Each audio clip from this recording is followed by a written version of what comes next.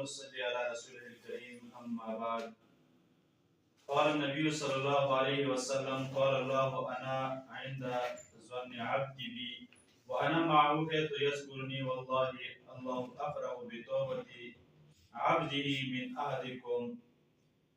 رون لکه څرنګه مو تاسو عام طور باندې دا خبره کوم چې الله تعالی چې د بنده د ګمان مطابق او د اعمالو مطابق فیصله کوي. نو دا حدیث د بخاري شریف را تاسو مخکې بیان کړ. د حدیث کې نبی کریم صلی الله علیه وسلم فرمایي وی الله تعالی فرمایي چې زه د بنده ګمان مطابق فیصله کوم.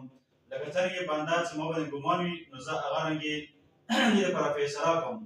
نو دې حدیث په تشریح کې محدثین فرمایي وی بنده لره خصوصا مؤمنانو له دا پکار دي چې دوی د الله تعالی رحمت څخه دی هغه په خوف باندې غالب کړي. مطلب چې د الله تعالی رحمت دی امید زیات وساتي په مقابل د الله تعالی د ویرې